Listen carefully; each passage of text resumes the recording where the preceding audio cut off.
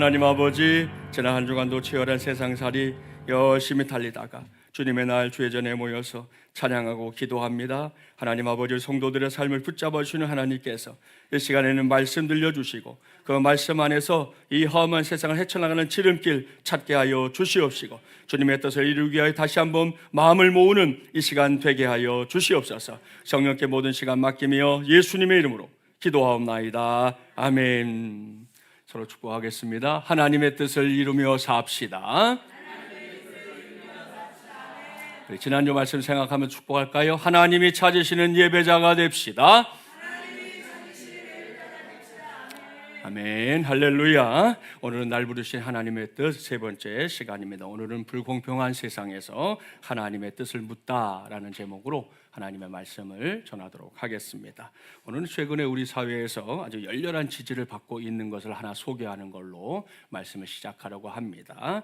자, 이게 뭔지 아시죠? 지난 구정에 개봉한 한국 영화 왕과 사는 남자입니다. 최근 몇 년 동안 영화계가 여러 변화를 겪으면서 아주 고전을 면치 못했는데요, 오랜만에 예매율 지금 1200만 명을 넘는 아주 기염을 토하는 영화가 나오게 된 겁니다. 그 여파로 지금 영화에 나오는 영월에 이 청룡포라고 하는 곳이 있는데 그것이 아주 유명 관광지가 됐습니다. 그전에는 그저 가면 사람이 별로 없어서 씩 들어가서 보고 씩 나오는 곳이었는데 지금 가면 3시간 기다리는 게 기본, 그런 관광지가 됐다고 하니 이 영화의 여파를 실감할 수 있는 것 같습니다. 아무튼 이 영화를 가서 봤든 소문으로 들어봤든 내용이 뭔지는 알 겁니다. 계유정난으로 왕위에서 물러난 단종의 서사를 그리고 있는 것이죠. 이전에도 종종 영화의 소재로 사용됐었고 또 우리나라 역사로 보면 참 가슴 아픈 역사의 시간인데요, 이번에 캐스팅 배우들이 얼마나 연기를 실감 있게 하는지 한 번 보는 것으로 성에 안 차서 여러 번 봤다, 이런 사람들도 주변에 많을 정도입니다. 자, 조카 단종에게서 왕위를 찬탈한 세조, 거기서 멈추지 않았죠. 아주 집요하게 어떻게든 명분을 내세워서 이 단종을 죽이려고 했다는 거 알고 있을 겁니다. 그 과정에서 책사였던 한명회는 아주 교활한 지혜를 발휘하면서 이 단종을 계속해서 압박해 들어가는 그런 과정들을 우리가 알고 있습니다. 그런데 그렇게 두렵고 공포스러운 상황에서도 이 단종의 편에 섰던 사람들이 없었던 건 아닙니다. 영화에서 주연으로 나온 이 엄홍도라는 사람이 대표격인데요, 그는 단종이 죽은 다음에 시신도 거두지 말라, 이런 엄명이 떨어졌음에도 불구하고 그것이 사람의 도리가 아니다 해서 자기 혼자 단종의 시신을 걷어서 장례를 치릅니다. 근데 이제 나라님이 아무튼 촉각을 세우고 있으니까요, 낙향에서 아들과 함께 숨어서 살았다 전해집니다. 감사한 것은 그래도 나중에 나라에서 그의 공을 인정해서 충의공이라고 하는 그런 시호를 또 하사했다고 하니 그나마 또 불행 중 다행이다 생각합니다. 사랑하는 마주물려난 가족 여러분, 여기서 한번 생각해 보겠습니다. 왜 이런 영화가 우리 사회에서 많은 사람들에게 관심을 얻고 있는 걸까요? 물론 소재 자체가 이 관심을 끌게 한다는 거 부인할 수 없습니다. 자, 그런데 그 정도라면 목사가 굳이 설교하면서 이 시간에 꺼낼 이야기는 아닐 거고요. 제가 오늘 단종의 서사를 설교를 시작하면서 먼저 꺼내는 이유는 그건 사람들이 이 사건을 불공평하다 이렇게 보고 있기 때문입니다. 어린 시절에 왕위에 오른 단종으로서는 삼촌인 수양대군이 자기를 지켜주는 게 당연했습니다. 또 그럴 만한 힘이 수양대군에게 있었습니다.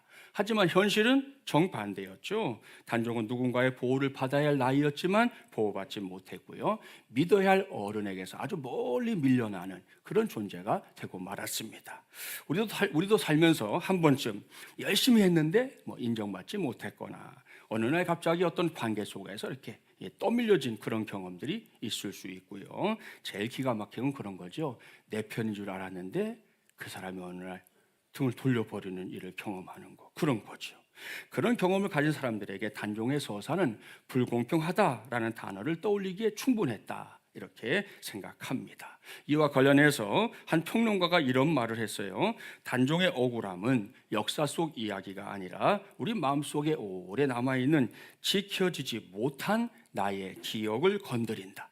우리가 우는 건 단종 때문만이 아니라 단종을 통해 사실은 내 안의 슬픔을 겨우 허락받는 것에 가깝다, 이런 평론을 냈는데요, 여러분 어떠신지 모르겠지만 저는 이 글을 읽으면서 고개를 끄덕이게 됐습니다. 여기까지 제가 오늘 제기한 문제 불공평이라는 단어를 붙잡아 주십시오. 그걸 전제하고 오늘 오후에 공부하게 될 공과 제목 말씀드리죠. 하나님께서 모든 것을 돌보십니다 이고요. 이번 주간 가족 주제는 하나님의 주권을 인내심 있게 신뢰하라입니다. 자, 대지 1번 여러분 읽어볼까요? 시작. 자, 잘 읽었습니다. 여기서 읽어야 할 말씀이 1절부터 4절이거든요. 한 절씩 교독해 보죠. 여호와여, 내가 주와 변론할 때에는 주께서 의로우시니이다. 그러나 내가 주께 질문하옵나니 악한 자의 길이 형통하며 반역한 자가 다 평안함은 무슨 까닭이니까?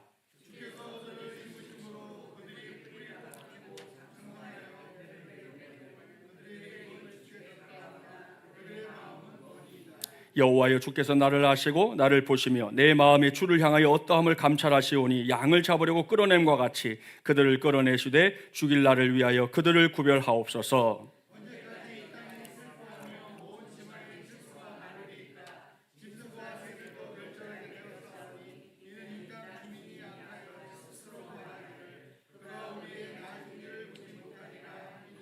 아멘. 여러분, 여기서 제가 오늘 정한 설교 제목을 떠올려 주기를 바랍니다. 불공평한 세상에서 하나님의 뜻을 묻다, 이거 말입니다. 본문 1절 말씀을 보면요, 예레미야 선지자가 당시에 하나님 앞에서 하고 있는 게 바로 그겁니다.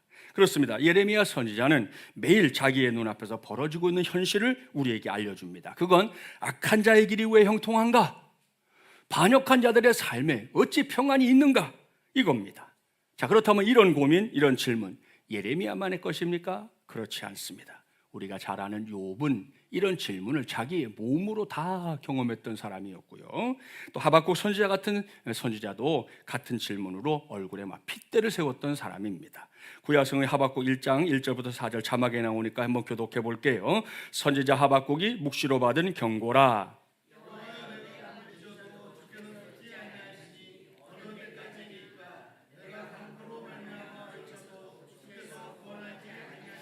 어찌하여 내게 죄악을 보게 하시며 패역을 눈으로 보게 하시나이까? 겁탈과 강포가 내 앞에 있고 변론과 분쟁이 일어난 나이다.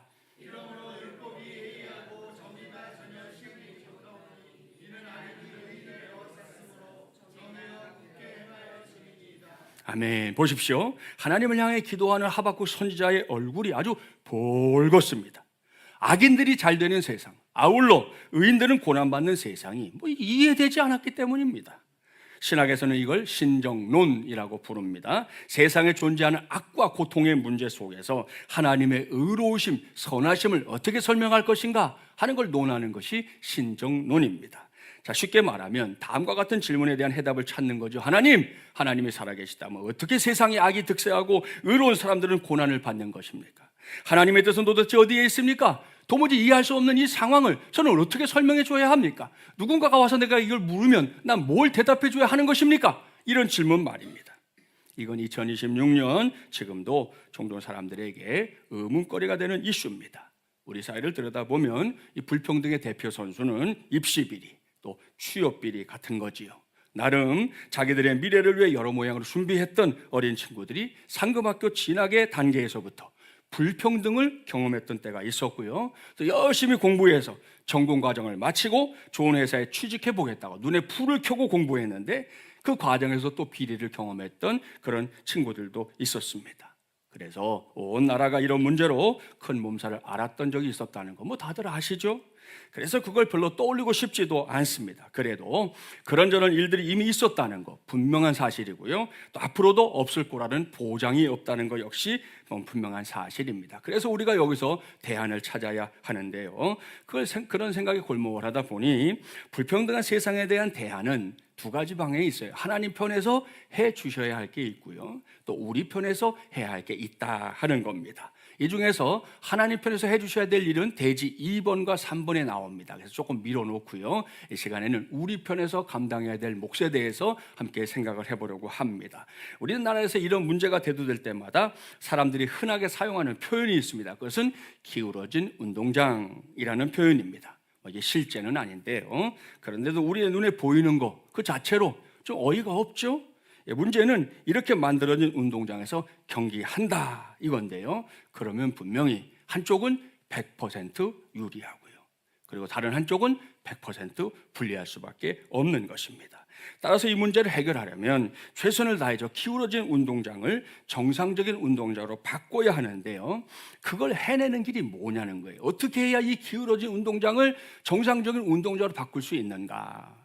지난 주간 새벽 기도회를 준비하다가 제 나름 이 문제에 대한 해답을 찾게 됐습니다. 로마의 4세기 황제였던 율리아누스라는 사람이 있는데요, 이 사람은 기독교가 이제 국교로 승인받기 이전에 마지막 비기독교 황제였습니다. 율리아누스는 단순히 기독교를 믿지 않을 뿐만 아니라 로마의 전통 종교들의 부활을 꿈꿨던 그런 사람이기도 했습니다. 그 과정에서 자연스럽게 기독교는 아주 전에 없던 핍박을 받아야만 했고요. 특히 율리아누스는 그리스도인들을 오히려 무신론자라고 생각했다 전해집니다. 무슨 말이냐? 자기들은 이렇게 형상이 있는 걸 섬기잖아요. 그러니까 자기들은 유신론자. 예수 믿는 사람들 형상을 안 섬기잖아요. 보이지 않는 걸 자꾸 신이라고 하고 섬기니까 저들이야말로 무신론자다 이렇게 생각하고 이제 핍박을 했던 건데요. 자, 그런데도 기독교인들이 나날이 늘어갔습니다. 그리고 결국은 이 현상이 기독교의 확장된 현상이 로마에서 일어나는 걸 지켜보던 율리아누스가 나중에 개탄했던 소리가 전해지는데 이런 말을 남겼습니다. 저 무신론자들의 사랑은 놀라울 따름이다. 저들은 가진 자가 없는 자를 돌보며 심지어 종교가 다른 우리 로마의 극빈자들까지 돕고 있다. 그 다음이 중요하죠. 그런데 우리 그리스도인은, 우리 로마인은 이들에게 관심조차 없으니 이 얼마나 창피한 일인가 그랬습니다. 여러분, 무슨 말입니까? 당시에 율리아누스는 이 기울어진 운동장을 가장 적극적으로 만들었던 대단한 실세였습니다. 그가 만든 운동장 안에서 얼마나 많은 그리스도인들이 순교했는지 그 수를 헤아릴 수도 없습니다. 자, 그런데 그런 운동을 설계한 당사자가 바라본 기독교의 실체가 뭐라고요? 사랑이었다는 거예요. 사랑이었다는 거예요. 그것도 박해자가 혀를 내두를 만한 사랑, 박해자가 이해할 수조차 없는 사랑, 심지어 말하고 있죠, 스스로를 창피하게 여길 수밖에 없게 만든 사랑, 그거 말입니다. 그 사랑이 우리에게 얼마나 대단하고 놀라운 건지 다들 아시죠? 요즘 우리가 2026년 사순절 절기를 지키는 중인데요, 여러분 그 사랑 때문에 예수님께서 2000년 전에 이 땅에 오신 겁니다.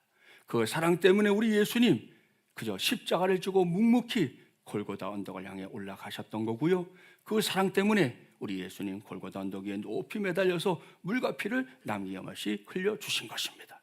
또한 그 사랑 때문에 우리 예수님 부활의 능력으로 우리 앞에 부활의 길을 활짝 열어주신 줄 믿습니다. 그뿐이 아니죠. 그 사랑 때문에 성도들이 흉흉한 세상을 살만한 세상으로 변화시킨 것, 그것이 지나간 기독교의 역사인 줄 믿습니다. 조금 전에 제가 소개했던 율리아누스 황제의 개탄하는 목소리, 그게 바로 그 증거입니다. 이걸 생각해 보면 지금 우리 시대의 성도들에게 제일 부족한 게 뭔지 알 수 있지요. 바로 사랑입니다.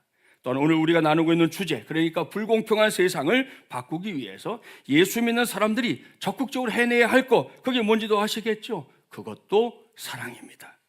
앞서 기울어진 운동장 이야기를 했었는데요, 율리아누스 황제가 자기 입으로 했던 말을 여기에 적용해 볼 수 있겠습니다. 다시 기울어진 운동장을 보겠습니다.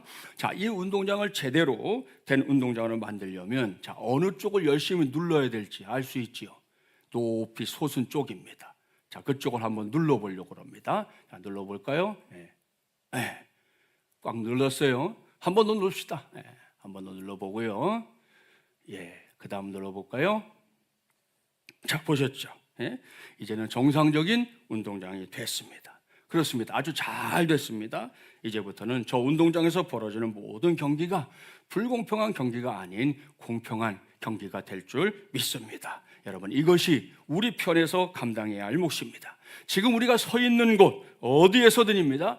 교회에서는 말할 것도 없고요, 우리의 가정, 직장, 사업장, 동네, 우리가 속한 어떤 공동체, 어떤 관계에서든 불평등한 세상을 공평한 세상으로 바꿔가는 데에 최선을 다하기를 바랍니다. 그런 자리에서 다른 건 좀 부족하고 혹 모자랄 수 있어요.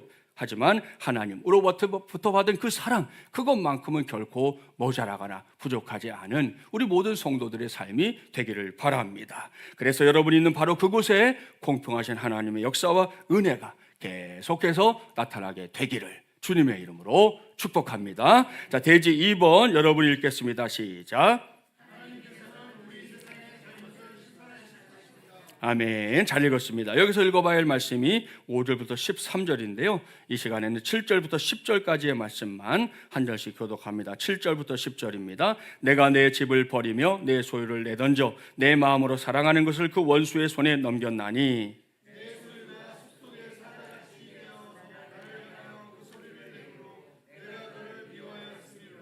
내 소유가 내게 대하여는 문이 있는 매가 아니냐? 매들이 그것을 애워싸지 아니하느냐? 너희는 가서 들짐승들을 모아다가 그것을 삼키게 하라.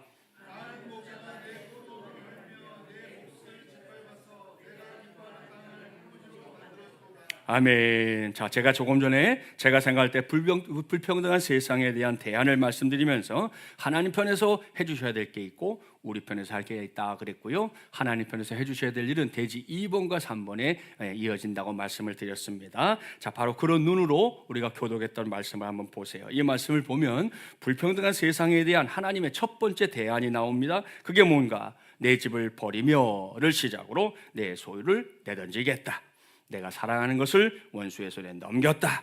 사자같이 내가 으르렁거리는 그를 내가 미워했다. 내가 기뻐했던 땅을 황무지로 만들었다. 이렇게 구구절절히 말씀하고 있는데요. 이게 뭡니까? 이건 하나님의 엄위한 심판입니다.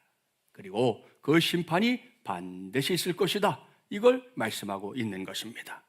앞서 신정론에 대해 잠깐 말씀드렸는데요. 그런 고민에 빠질 때마다 가슴이 답답해지는 이유가 있습니다. 그건 우리가 의문을 제기한 문제를 해결하는 게 바로 이루어지지 않는다는 데 있습니다. 기본적으로 빨리빨리에 익숙하고 빨리빨리를 좋아하는 우리나라 사람들인데요. 그런 우리에게 하나님이 행하시는 일들이 속히 곧바로 일어나면 얼마나 좋겠습니까? 그건 뭐 목사도 바라는 바고 성도들도 다르지 않습니다. 자, 그런데 그게 그럴 때가 없는 건 아니지만 그렇지 않을 때가 더 많다는 것, 우리가 지금까지 경험했던 사실들입니다. 그래서 답답함에 가슴팍을 치기도 하고요, 아주 깊은 한숨을 내쉴 때도 많습니다. 그래서 말씀드립니다. 허기 시간에 그런 의문을 가진 성도가 있다면 하나님의 말씀에 귀를 기울여 주시기를 바랍니다. 하나님은 세상의 잘못을 묵과하는 분이 아닙니다. 반드시 심판하십니다. 단 한 가지는 유의합시다. 하나님의 심판은 나의 때, 나의 시간에 이루어지는 게 아닙니다. 하나님의 때, 하나님의 시간에 일어나는 것이다. 여기까지 우리의 믿음이 이르게 되기를 주님의 이름으로 축복합니다. 이건 김진철 목사가 적당하게 얼버무리는 게 아닙니다. 결코 막연한 이야기를 하자는 게 아닙니다. 그랬으면 참 좋겠다, 그런 되뇌는 말도 아닙니다. 물론 하나님의 때, 하나님의 시간이 우리 편에서 보면 기다리는 인내가 필요할 때가 많습니다. 그래서 답답하다는 건데요, 우리가 더디게 느낄지라도 하나님의 심판은 반드시 우리의 삶에서 이루어진다. 이걸 믿기를 바랍니다. 이건 지나간 기독교의 역사 속에서 부지기수로 증명된 사실이고요. 지금 우리가 살고 있는 이 시대 속에서도 이런 신앙 붙잡고 사는 사람들이 많습니다. 그 중에 한 사람, 아니 한 가정을 이 시간에 짧은 영상을 통해서 소개해 보도록 하겠습니다.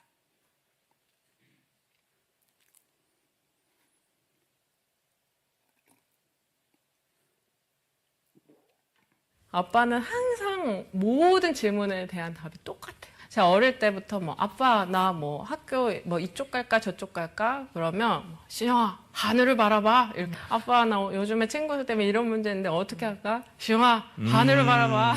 그게 무슨 뜻이죠? 하나님 바라보라고. 네, 집 주인이 이제 그 경매로 넘어간 집인 건데 새벽에 도주했다. 야반 도주했군요. 야반 도주했다. 세상에. 그래가지고 제가 그 아침에 그 법률사무소 아저씨한테 정말 눈물로 호소를 하고 그 짐을 정말 그 길바닥에 제가 이렇게 쓸어가지고 이렇게 꺼내가지고 이렇게 해놨죠. 엄마 아빠 이제 올라오셨죠. 네. 올라와가지고 그 차에 막 짐 처량하게 이렇게 하고 이렇게 했는데 근데 저희가 아빠가 이제 서울 떠난 지 오래됐으니까 길을 모르잖아요. 그 차를 타고 막 이렇게 그냥 아무 그거 정처 없이 그냥 가는 거예요. 그냥 하나님이 얘기하시고 하늘을 바라봐. 그 와중에도 하늘을 바라봐. 그래서 제가 너무 속 터지니까 엄마한테 엄마 어떡할 거야? 막 약간 이렇게 짜증 내니까 엄마도 어젯밤 이게 오늘 기도하고 왔는데 순적하게 인도하실 거라고 이렇게 얘기하시는데 그게 하나도 은혜가 안 되는 거예요. 믿음이 없는 입장에서는 뭘 순적하게 인도해, 돈 있어? 뭐 이렇게 되는 거고 이게 너무 무능력해 보이는 거예요. 그래서 막 차를 타고 막 이렇게 서울을 이렇게 돌아다니면서 그냥 부동산 있으면 저기 한번 가보지 하고 무슨 이게 구약 시대에 나오는 그런 것도 아니고 그렇게 막 이렇게 가다가 어떤 이제 부동산 가게 됐는데 너무 좋은 주인의 뭐 그렇게 비싸지 않은 시세랑 안 맞는 그런 집이 돼가지고 이제 짐 다 내려주시고 이제 집으로 가셨는데 그날 밤에 제가 이게 인정할 수밖에 없는 순적하게 또 고백에 나오는. 근데 제가 그때 그 사건 이후로 부모님을 진짜 존경해요. 왜냐면은 우리가 좋을 때는 하늘을 바라봐, 하나님 바라봐 할 수 있어요. 그죠? 근데 막 이렇게 흔들릴 때 솔직히 이게 인간 대 인간으로서 보면 얼마나 스스로도 좀 자괴감 빠질 수 있잖아요. 네. 내가 이때 신영아 짜자잔 모아놓은 돈이 있지 뭐 이렇게 할 수도 있고 아니면 짜자잔 내가 뭐 아는 사람에 연결해서 너 구해줄게 뭐 이렇게 할 수도 있지만 그런 세상적인 거를 아무것도 없었던 거예요. 없지만 엄마 아빠는 그때 심지어 이렇게 가시면서 막 약간 흥얼흥얼 찬송을 찬송 부르시고. 믿는 구석이 있으셨던 거, 있으니까. 믿는 백이. 진짜 믿는 구석이 있으니까 이 상황에 상관없는 기쁨을 그날 저한테 너무 온전히 왜냐면 그렇게 하루 종일 안 좋은 일 있을 때 하루 종일 있기 쉽지 않잖아요. 네. 근데 그 차에서 저만 끙하고 있었고 엄마 아빠는 막 랄라랄라랄라 이렇게 하면서 심지어 제 백 보면서 어머 신영아 이거 네 거니? 엄마 하면 안 되니? 막, 여보 나랑 어울려요? 막 이렇게 하시는 그거는 진짜 믿음이에요. 그쵸. 이거는 하나님이 인도하실 거라는 믿음. 근데 혹시 인도하지 않다 해도 실망하지 감사합니다.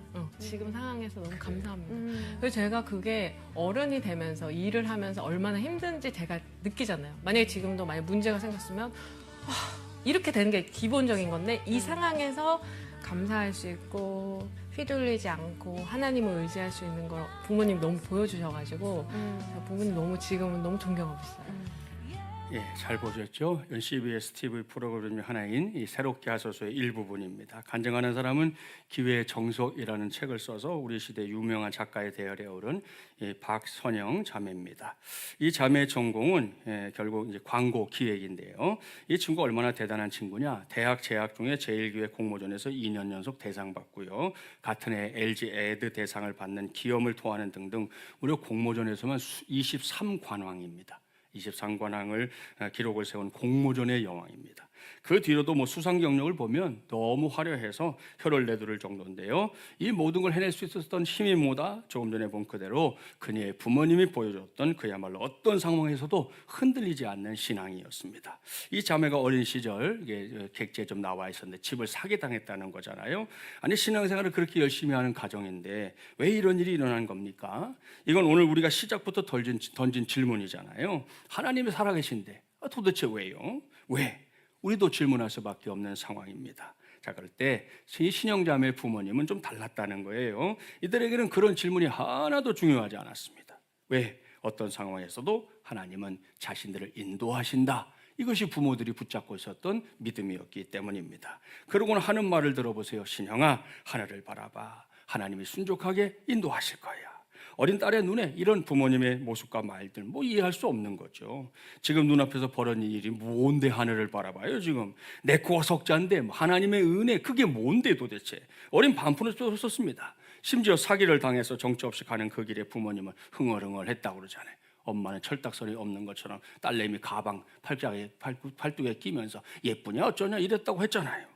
자, 이 모든 걸 보는 딸, 그저 그래도 착한 딸이니까 말하지 않은 거지. 하고 얼굴에 나 지금 건들지 마 이러고 앉아 있는 거잖아요. 자, 그런데 그날 밤 신영자매도 알게 됐다는 겁니다. 뭘? 그 우울하고 답답한 상황 속에서도 정말 어디든지 도망가 버리든지 사라져 버리든지 하고 싶었던 그 상황 속에서도 하나님이 여전히 함께하고 계셨구나. 그거를 알게 됐다는 겁니다. 신영자매는 그날을 통해 믿음이 뭔지 확실하게 배웠습니다. 부모님의 모습과 고백 속에서 믿음은 글자에 불과한 것이 아니라 실제하는 것이다. 이걸 배운 겁니다. 더 나아가서 아무런 일이 일어나지 않았어도 내가 놓여 있는 상황에 얼마든지 감사할 수 있게 됐다. 그렇게 고백하고 있습니다. 자, 이 정도 되면 제가 여러분에게 뭘 말씀드리고 싶어 하는 건지 알 수 있죠? 자, 그 마음으로 묻겠습니다. 사랑하는 여러분, 하나님을 믿습니까? 예수 그리스도께서 여러분의 구주인 거 틀림없습니까? 여러분은 예수님의 십자가로 말미암아 구원받은 존재입니까? 자, 그렇다면, 정말 그렇다면 지금까지는 물론이고 앞으로도 여러분의 삶 속에서 벌어질 모든 일들 결코 우연이 아닙니다. 하나님의 섭리 가운데 놓여있는 우리 인생의 사건들인 줄 믿습니다. 자, 그 과정에서 어떤 때는 우리가 기대하는 것들이 이루어질 때가 있습니다. 자, 그러나 어떤 때는 우리의 기대가 송두리째 뽑힐 때도 있습니다. 자, 그렇다면 과연 어느 때가 하나님이 나와 우리와 함께하는 때일까요? 내가 기대했던 것들이 이루어질 때일까요? 아니면 내 기대가 송두리째 뽑혀졌을 때일까요? 정답은 둘 다입니다. 우리 하나님은 이곳에도 계시고 저곳에도 계신 줄 믿습니다. 특별히 고난의 때에 아무리 생각해도 내 삶이 이해되지 않고 게다가 예수님까지 이해 불가일 때, 오늘 시작할 때 말씀드렸지만 막 속에서 불이 나는 그런 상황들을 만났을 때, 그런 불공평한 세상을 우리가 보았을 때조차도 여전히 하나님은 내 곁에 계시다는 사실을 결코 잊지 않는 우리 모두가 되기를 바랍니다. 그래서 우리의 심판 주신 하나님께서 심판하시는 그날, 우리가 하나님의 심판주 되심을 통해 다시 한번 그 영광을 돌리게 되는 일들이 우리의 삶에서도 이루어지게 되기를 주님의 이름으로 축복합니다. 자, 대지 3번 여러분 읽겠습니다. 시작.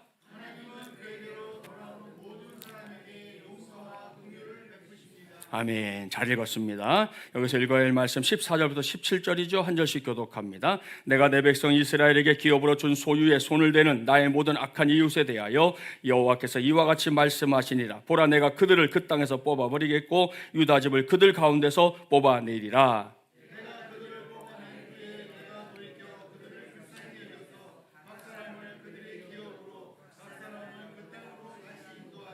그들이 내 백성의 도를 부지런히 배우며 살아있는 여호와라는 내 이름으로 맹세하기를 자기들이 내 백성을 가르쳐 바알로 맹세하게 한 것 같이 하면 그들이 내 백성 가운데에 세움을 입으려니와.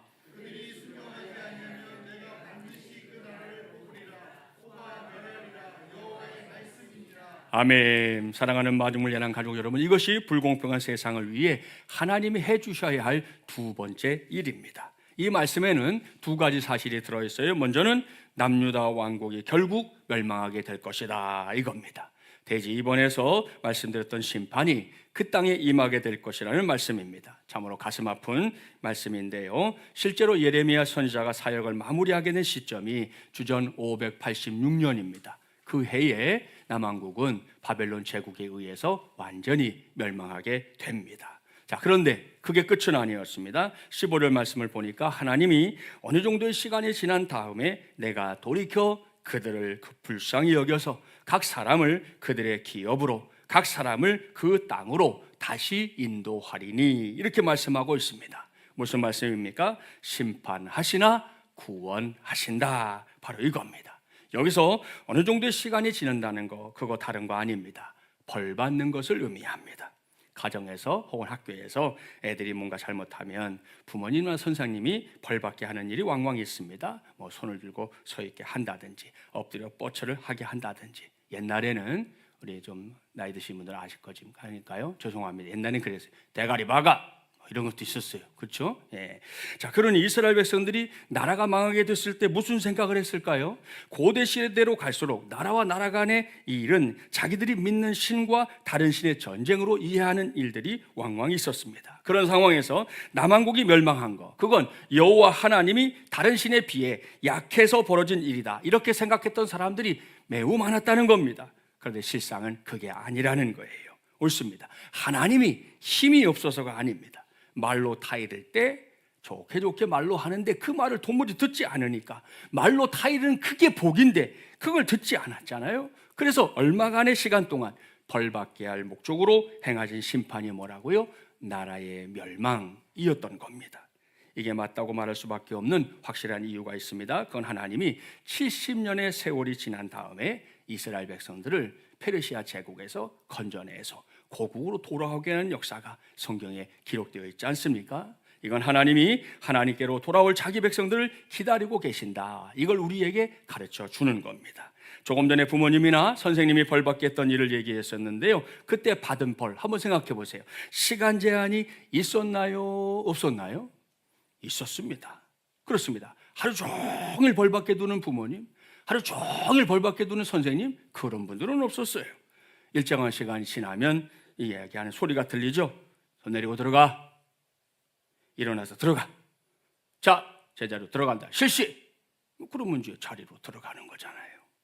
이게 뭐다? 3번 대지에 나오는 하나님의 용서와 긍휼이고요. 심판하시나 구원하신다. 바로 이겁니다. 단 여기서 우리는 오해나 착각에 빠지면 안 됩니다. 간혹 교회를 떠나 주중에 사는 동안 뭐 이런데 저런데 다 지어놓고 주일에, 오늘 같은 주일에 하나님 앞에 나와서 하나님 제가 잘못했습니다, 용서해 주시옵소서, 이렇게만 하면 다 용서받는다, 이렇게 말하거나 생각하는 성도들이 실제로 한국교회 안에 적지 않아요. 그래서 예수 믿지 않는 사람들이 조롱조롱 말하잖아요. 예수 믿는 것들은 아주 편해요. 일주일 내내 지할 짓 다 하고는, 그리고는 교회 가서 잘못했습니다 그러면 용서받는다고 그러잖아. 이런 말들 여러분 우리 주변에서 자주 들어요. 여러분 이게 맞는 말입니까? 그렇지 않습니다. 지난 주에도 말씀드렸는데요, 이길 때보다 질 때가 많은 게 분명한 사실이지만 그래도 우리는 죄와 싸워야 합니다. 그것도 치열하게 싸워야 합니다. 이게 우리 모두에게는 사명과도 같은 거거든요.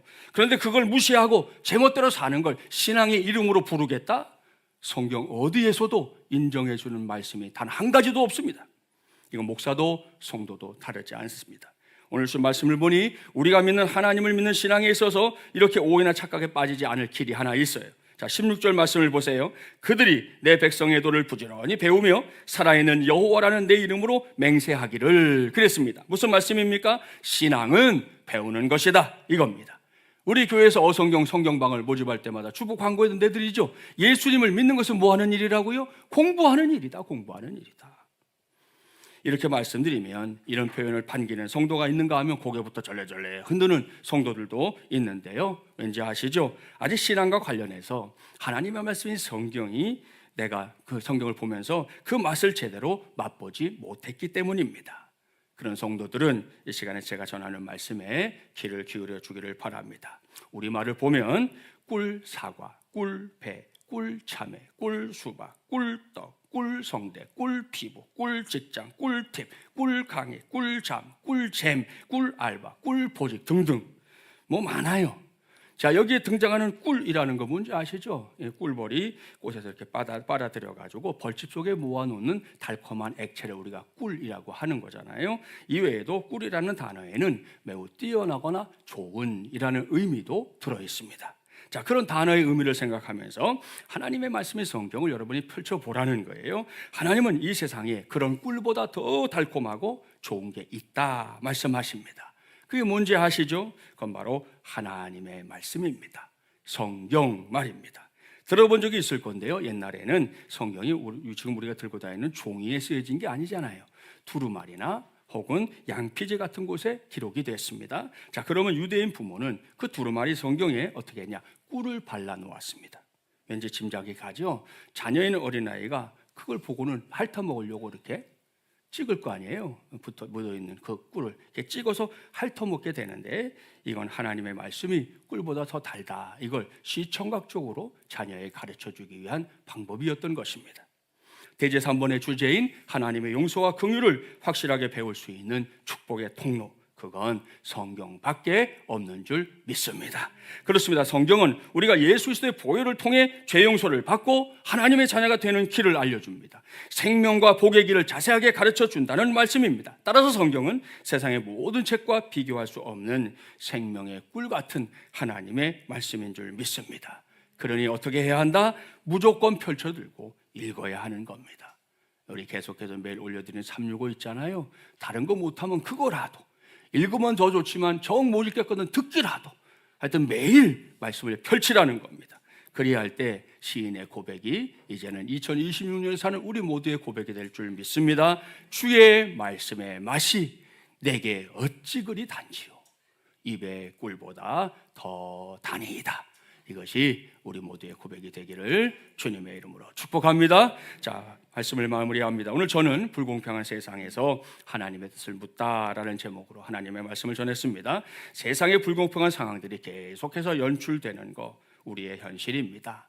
아마도 그걸 보지 않는 날이 단 하루도 없을 겁니다. 그렇다면 우리는 이런 세상을 어떻게 살아야 하나?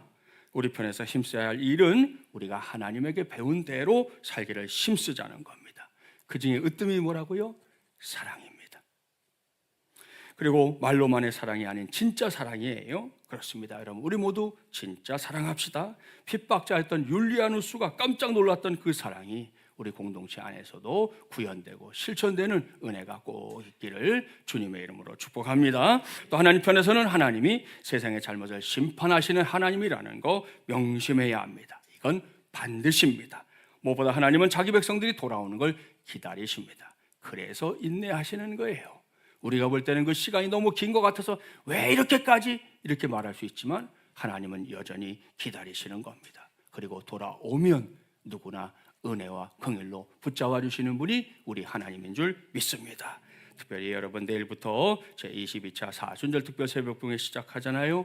우리 새벽마다 날 기다리신 하나님 앞에 나와서 우리의 삶의 이 모든 문제들, 아픔이 됐든 또 구하는 것이 됐든 이 모든 것을 털어놓고 하나님께 기도함으로 응답받는, 그래서 우리 모두가 이 불공평한 세상에서 하나님의 뜻을 물어서 또 그 답을 듣는 귀한 은혜 가운데 거하게 되기를 주님의 이름으로 간절히 축원합니다. 기도하겠습니다. 전능하시고 자비로우신 하나님 아버지, 오늘도 하나님께 예배하는 자리에서 하나님의 말씀에 귀를 기울이게 하시니 감사합니다. 오늘은 예레미야 선지자가 그 시절에 고민했던 일, 가슴을 움켜쥐며 하나님을 향해 물었던 일들이 2026년 지금도 그대로 벌어지고 있는 거 확인했습니다. 하나님이 살아계신데 어떻게 세상에서 악이 득세하는 겁니까? 하나님이 살아계신데 어떻게 하나님을 믿는 사람들에게 이런저런 어려움들이 찾아오는 겁니까? 우리도 같은 고민을 끌어안고 살 때가 많음을 이 시간 고백합니다. 특별히 기울어진 운동장에서 살고 있는 성도들, 그 기울어짐 때문에 분노하고 그 불평등 때문에 억울한 눈물을 흘릴 때도 있습니다. 그럴 때 하나님이 오늘 우리에게 주신 말씀을 떠올리게 하여 주시옵소서. 우리의 눈에 좀 더디게 보일 수는 있지만 하나님은 세상의 잘못을 반드시 심판하십니다. 그게 나의 때, 나의 시간이 아니라 하나님의 때, 하나님의 시간에 반드시 이루어진다. 이걸 철두철미하게 믿게 하여 주시옵소서. 또한 하나님 앞에 돌아오기만 하면 하나님은 은혜와 긍휼로 우리를 받아주신다는 사실도 명심하게 하여 주시옵소서. 이러한 하나님의 역사를 굳게 믿고 우리 편에서는 하나님의 말씀이 가르쳐준 대로 예수 그리스도의 사랑을 드러내는 삶에 최선을 다하게 하여 주시옵소서. 하나님이 그걸 들어쓰셔서 기울어진 운동장도 제대로 세워주시고 나를 향한 하나님의 뜻을, 우리를 향한 하나님의 뜻을 이루실 걸 굳게 믿게 하여 주시옵소서. 그래서 우리 모두가 요즘같이 우울하고 가슴 답답한 시대에 하나님을 크게 기쁘시게 하는 하나님의 자녀들이 되게 하여 주시옵소서. 이 모든 말씀 오늘도 우리에게 하나님의 뜻을 밝히 깨닫게 해주신 주 예수 그리스도의 이름으로 간절히 기도하옵나이다. 아멘.